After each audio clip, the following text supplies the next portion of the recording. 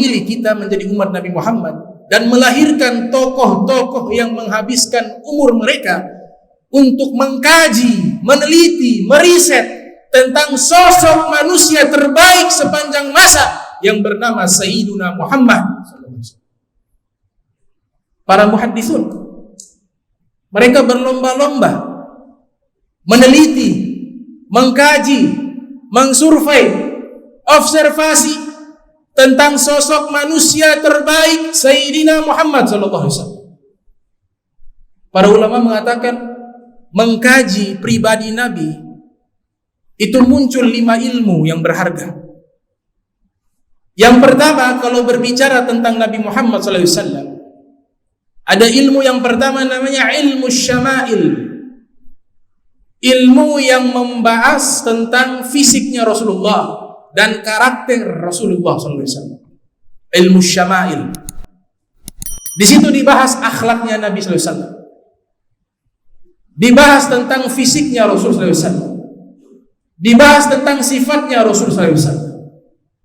Ulama yang membuat karya ilmiah tentang ilmu syama'il yang terkenal adalah Al-Imam Muhammad bin Isa At-Tirmidzi yang lahir tahun 209 Hijriah, meninggal 279 Hijriah. Dalam kitabnya Asy-Syama'il Muhammadiyah membahas tentang sifat-sifat Rasulullah SAW. Kemudian ulama kontemporer saat ini yang tidak lama masanya dengan kita, yaitu Syekh Yusuf bin Ismail An-Nabhan, punya kitab Syama'il, judulnya Wasailul Usul ila Syama'ilir Rasul. Kemudian disarahkan oleh ulama setelahnya, Muntahasul ala Syar'i Wasailul Usul ila Syama'ilir Rasul. Isinya membahas akhlak, sifat, fisiknya Nabi Muhammad SAW. Akhlak, kita diperintahkan oleh Allah untuk meniru akhlaknya Nabi SAW. Memang tidak akan mungkin bisa sama persis dengan akhlak Nabi, tapi Nabi dijadikan ilustrasi, contoh untuk kita ikuti dan kita tiru akhlaknya. Sehingga dikatakan, saya diutus membawa akhlak yang mulia. Innama bu'istu liutammima makarimal akhlak. Saya diutus untuk menyempurnakan akhlak-akhlak yang mulia, kata Nabi SAW. Dalam riwayat yang lain disebutkan dalam kitab Al-Jawahir Al-Lu'lu'iyah, ruya bi sanadin hasan, diriwayatkan dengan sanad yang hasan, anil hasan, dari Hasan, anil Hasan, dari Hasan, anil Hasan, dari Hasan, anil Hasan, dari Hasan, an jaddil Hasan, dari kakeknya Hasan. Inna ahsanal hasan al-khuluqul hasan. Riwayat hadis yang hasan diriwayatkan oleh Hasan bin Sahal. Hasan bin Sahal mendapatkan hadis ini dari Hasan bin Dinar. Hasan bin Dinar mendapatkan hadis ini daripada Hasan al-Basri. Al-Hasan al-Basri mendapatkan hadis ini daripada Hasan bin Ali. Al-Imam Hasan bin Ali mendapatkan hadis ini dari kakeknya, yaitu Sayyidul Wujud Al-Mustafa, Nabi kita Muhammad sallallahu alaihi wasallam. Nabi bersabda, "Inna ahsanal hasan al-khuluqul hasan." Sesungguhnya kebaikan yang paling baik adalah akhlak yang baik, kata Nabi Muhammad sallallahu alaihi wasallam. Oleh sebab itu akhlaknya Nabi luar biasa. Ibnu Abbas mengatakan, "Kana Rasulullah sallallahu alaihi wasallam ahsanan nas khalqa wa khulqa." Adalah Rasulullah sallallahu alaihi wasallam manusia yang paling baik fisiknya dan paling baik akhlaknya, kata Sayyiduna Ibnu Abbas. Sayyidatuna Aisyah radhiyallahu taala anha wa ardhaha ditanya tentang bagaimana sih akhlaknya Nabi, maka dijawab secara singkat, kana khuluquhul Quran. Kalau mau bertanya tentang akhlaknya Nabi Muhammad adalah seluruh isi Al-Quran. Itu dari sisi akhlak. Dalam Al-Quran disebutkan, wa innaka la'ala khuluqin azim, bahwa engkau memiliki akhlak di atas akhlak yang agung. Al-Habib Abdullah Al-Haddad mengatakan, Nabiun azim khulquhu al-khuluqul ladzi lahu azzama rahmanu fi sayyidil kutubi.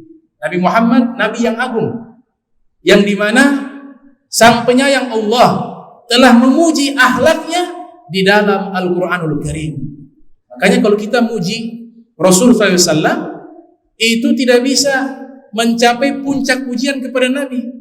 Karena sang pencipta kita, Allah Ta'ala, sudah memuji Nabi Muhammad SAW.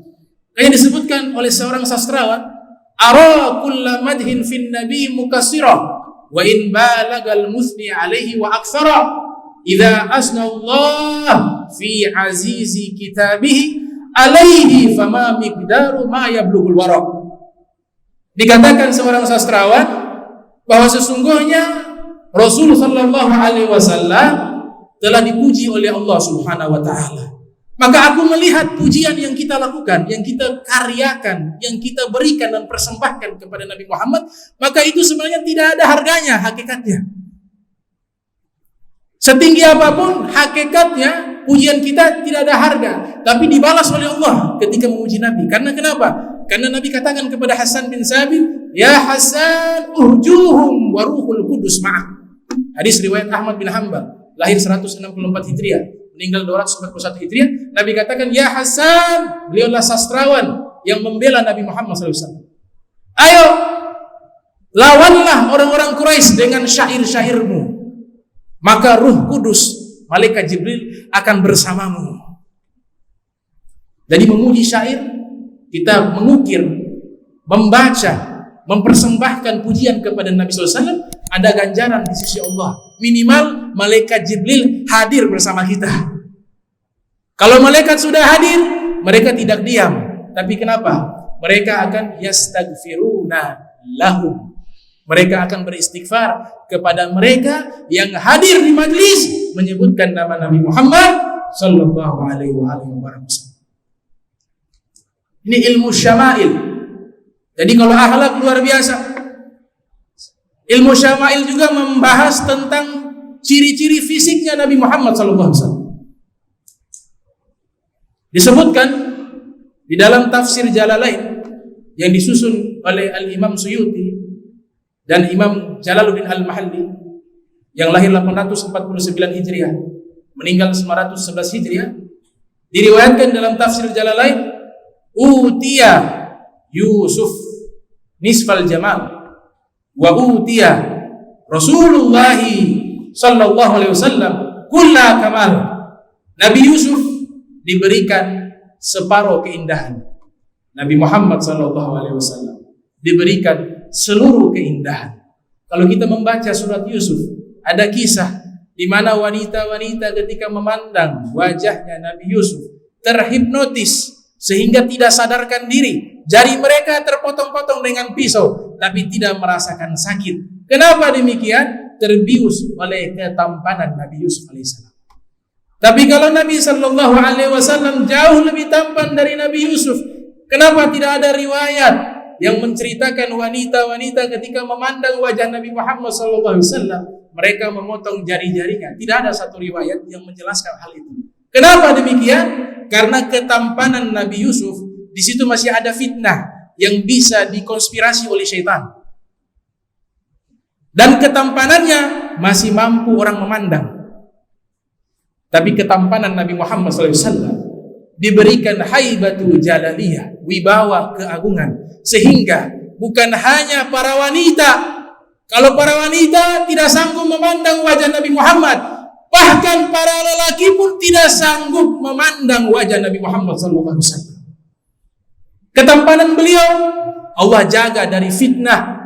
Syaitan tidak bisa mengkonspirasi, memanfaatkan untuk bisa menipu wanita memandang wajah Nabi.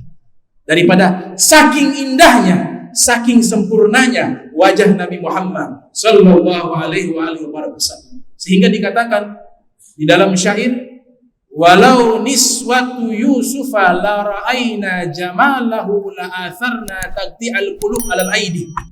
Seandainya wanita-wanita Nabi Yusuf memandang ketampanan Rasulullah sallallahu alaihi wasallam, maka yang mereka potong bukan hanya jari mereka, tapi juga hati mereka ikut terpotong-potong. Memandang ketampanan Nabi Muhammad sallallahu alaihi wasallam. Nah, ini namanya ilmu syama'il. Abu Hurairah mengatakan, "Ma ra'aitu syai'an ahsana min wajhi Rasulillah." Saya tidak pernah melihat sesuatu yang lebih tampan dari wajah Rasulullah sallallahu alaihi wasallam. Ka'anna syamsa tajri fi wajhihi, seakan-akan ada matahari bersinar di wajah beliau. Fa idza dhahika yatala'la, kalau beliau tersenyum muncul sinaran cahaya. Wa wajhuhu kal qamari lailatal badr, dan wajahnya seperti rembulan yang terang benderang, kata Abu Hurairah radhiyallahu taala anhu. Hasan bin Thabit mengatakan, wa ahsanu minka lam tara qattu aini wa ajmalu minka lam talidun nisa, khuliqta mubarra'an min kulli aini ka'annaka khuliqta kama tasha'u. Tidak pernah keindahan yang pernah saya lihat oleh mata saya, tidak pernah seindah Nabi Muhammad SAW. Tidak pernah lagi ada wanita-wanita melahirkan sosok seorang anak yang sangat tampan seperti Nabi Muhammad SAW. Beliau diciptakan terbebas dari segala kekurangan, seakan-akan beliau menciptakan diri beliau sendiri. Ini pujian-pujian dari para sahabat Rasulullah sallallahu alaihi wasallam. Qiyami min Rasulillah alayya fardun wa tarkul faraidi huwa wa tanfali ma huwa mustaqim. Ajibtu liman lahu aqlun wa qalbun yara hadzal jamala wa la yaqumu. Saya heran kepada orang yang punya akal dan hati, ketika melihat keindahan Nabi Muhammad SAW, mereka tidak berdiri menghormati kedatangan Nabi Muhammad SAW. Jamal, keindahan. Nah, ini ilmu syama'il. Yang kedua ada namanya ilmu dalail, ilmu yang membahas tentang mukjizat-mukjizatnya Nabi Muhammad SAW. Telah disensus oleh para ulama, jumlah keseluruhan daripada mukjizat Rasul SAW itu lebih banyak dari seluruh para nabi. Jumlahnya 3.000 mukjizat. Disebutkan oleh Al-Imam Ibn Katsir di dalam kitabnya Al-Bidayah wa Nihayah, ada bab khusus tentang mukjizatun Nabi, mukjizatnya Nabi Muhammad SAW. Ada kitab karya ilmiah disusun oleh Imam Baihaqi tentang mukjizat Nabi SAW, namanya Dalailun Nubuwah, yang lahir tahun 384 Hijriah, meninggal 458 Hijriah, membahas tentang mukjizatnya Nabi Muhammad SAW. Di antara mukjizat yang luar biasa yang sampai hari ini masih ada selain Al-Quran, yaitu Nabi Muhammad SAW diberikan izin oleh Allah bisa melihat keadaan umatnya. Tidak pernah terputus Nabi Muhammad dengan umatnya.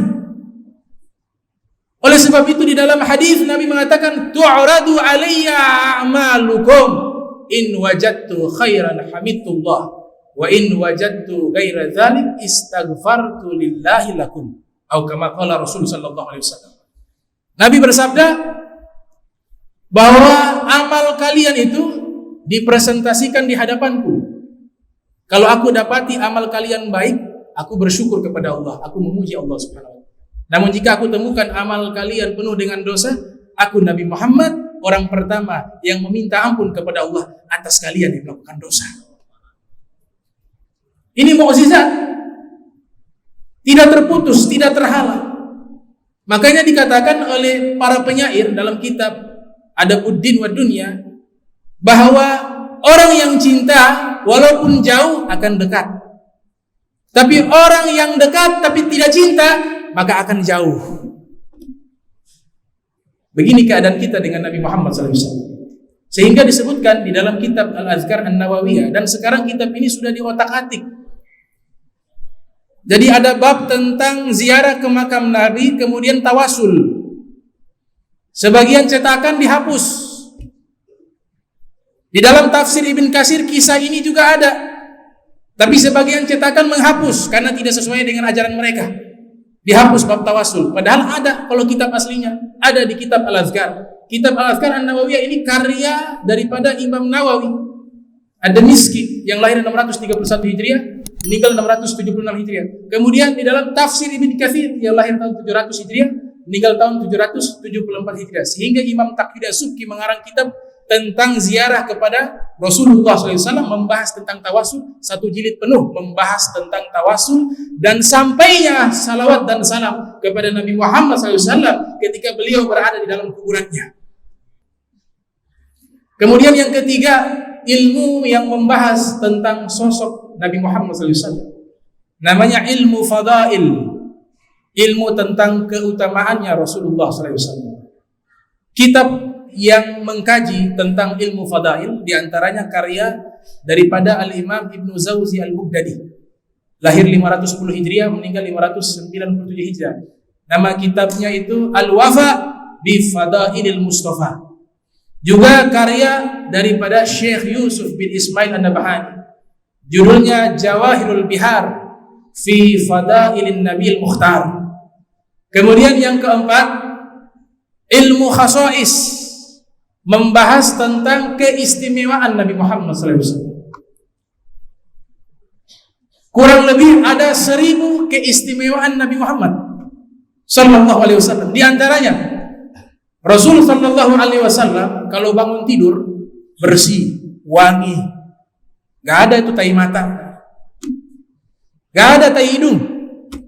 Sebagaimana yang pernah disampaikan, ada tai mata, ada tai hidung, itu tidak ada. Suci, bersih, harum, wangi, rapi, indah. Waktu bangun tidur. Itu khosais, keistimewaan Nabi Muhammad. Kemudian Rasul sallallahu alaihi wasallam bisa melihat dari dua arah yang berbeda. Nabi bisa melihat ke depan, juga bisa melihat ke belakang.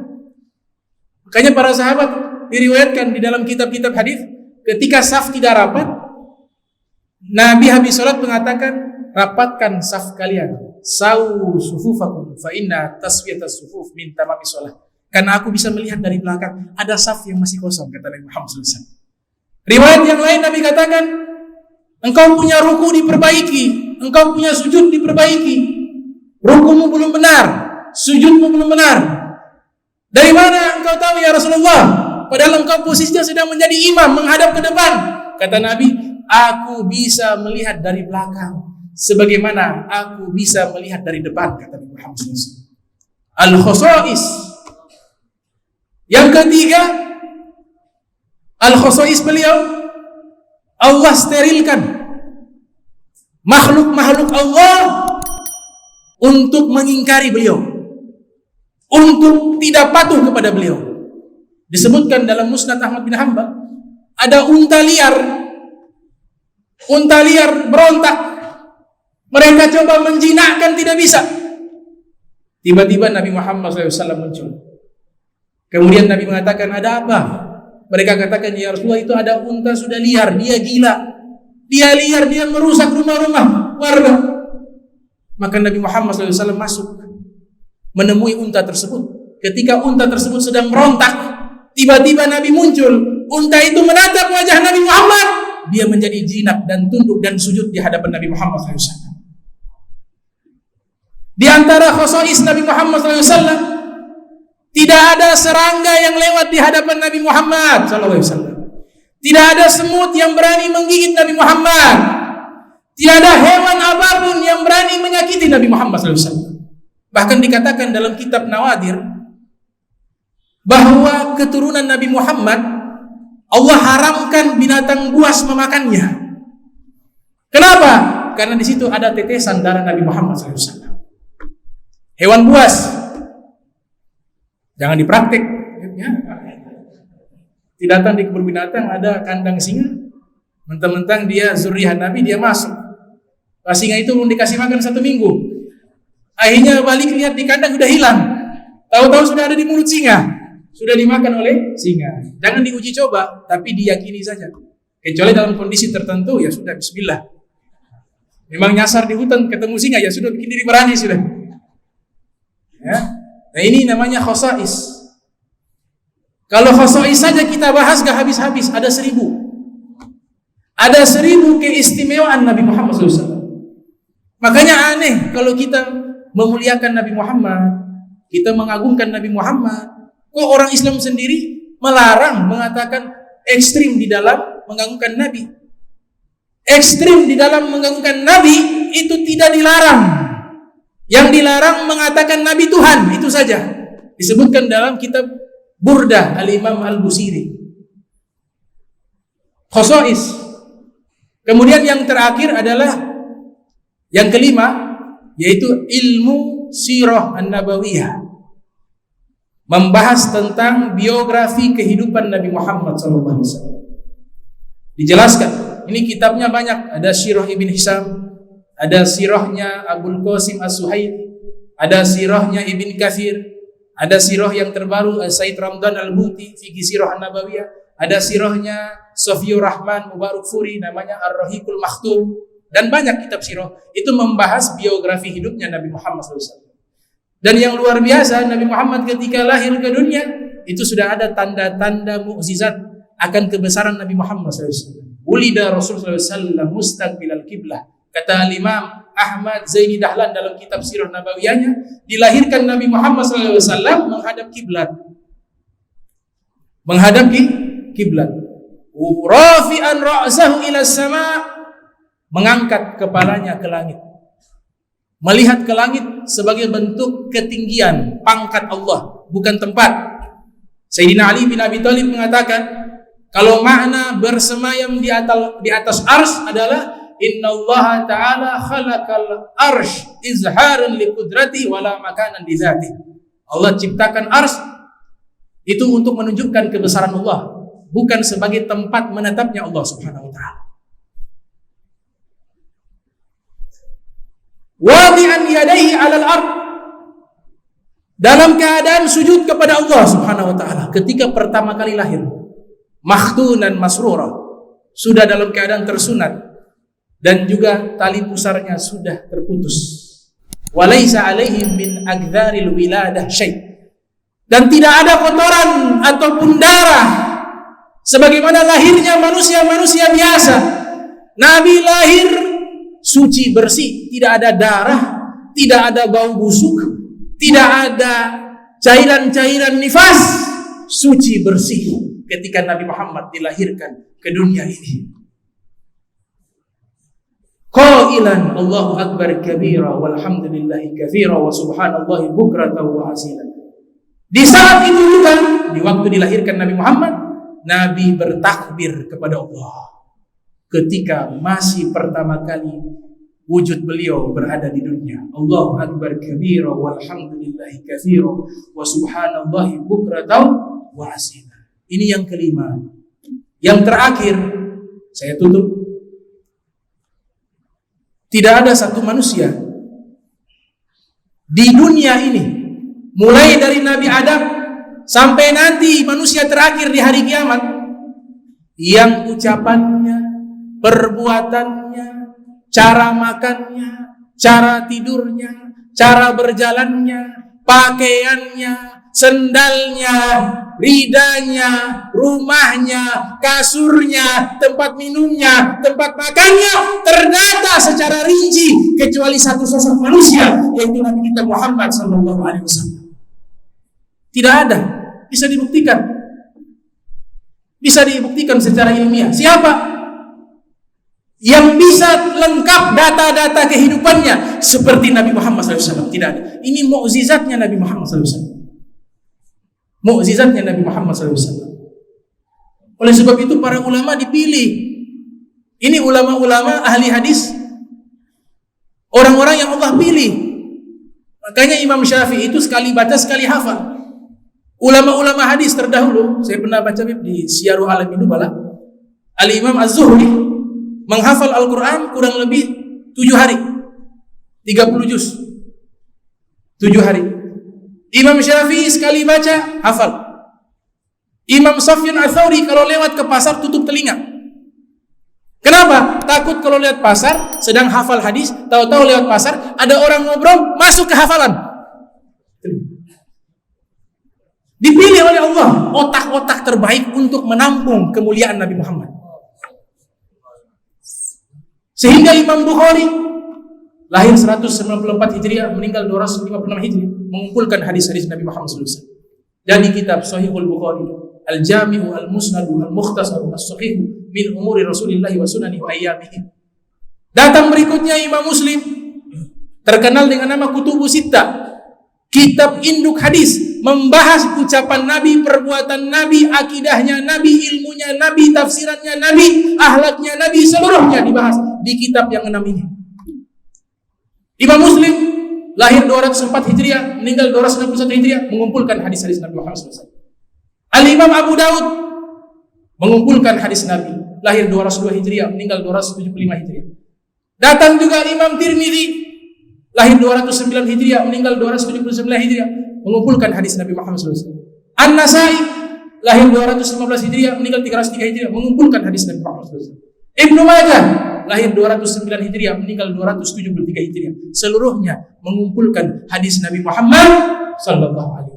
Makanya mereka lakukan ini karena dasar satu. Selain pilihan Allah memilih mereka, jadi mereka ini mudah hafal, susah lupa.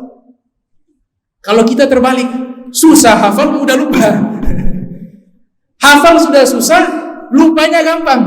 Kalau mereka tidak, hafalnya mudah, lupanya susah. Dipilih oleh Allah Ta'ala. Dipilih oleh Allah Subhanahu wa Ta'ala. Oleh sebab itu, dasar kedua, selain mereka dipilih oleh Allah, yang kedua, Imam Bukhari pernah ditanya, engkau kok bisa? Kalau kita baca kitab namanya Atlas Hadis Nabawi, Dr. Abu Khalil itu menyebutkan perjalanan mencari hadis Imam Bukhari itu lintas negara. Beliau dari Bukhara, Uzbekistan, pergi ke Irak. Di Irak ini kotanya banyak, jauh-jauh, Baghdad, Basrah, sampai ke Khurasan. Berangkat lagi, pergi ke Mesir, nanti pergi ke Makkah, ke Madinah, masuk ke wilayah Rusia, keliling dunia. Hanya tugasnya satu, mengumpulkan hadis Nabi Muhammad SAW. Kalau ini dilakukan karena dasar duniawi, gak mungkin. Tapi dilakukan karena dasar mahabbah. Imam Bukhari ditanya, engkau bisa melakukan hal ini, apa landasan dasarmu? Dia katakan, karena ala mahabbati Rasulillah, karena saya cinta kepada Nabi Muhammad SAW. Karena saya cinta kepada Nabi Muhammad SAW. Al-mar'u ma'a man ahab. Seseorang dikumpulkan bersama dengan orang yang ia cinta.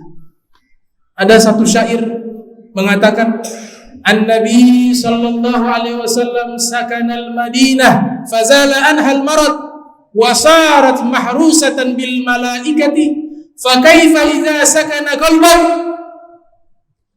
Nabi Muhammad sallallahu alaihi wasallam ketika sebelum beliau hijrah ke kota Madinatul Munawwarah, kota tersebut penuh dengan wabah penyakit. Tapi di saat Nabi pindah ke Madinatul Munawwarah dan Nabi tinggal di kota Madinatul Munawwarah, Allah angkat seluruh penyakit. Allah angkat seluruh virus. Allah angkat seluruh bakteri karena ada Nabi Muhammad SAW.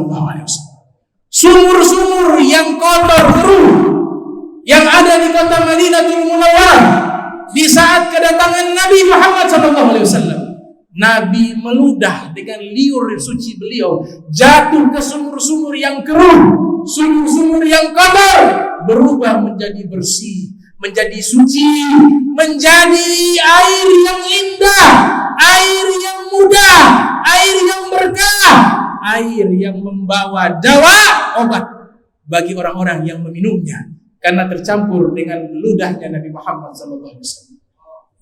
Maka dikatakan kota Madinah ketika Nabi tinggal, yang dulunya ada penyakit, hilang penyakitnya. Ketika Nabi tinggal di kota Madinah, maka malaikat menjaga kota Madinah. Bagaimana kiranya jika Nabi menetap di hati kita?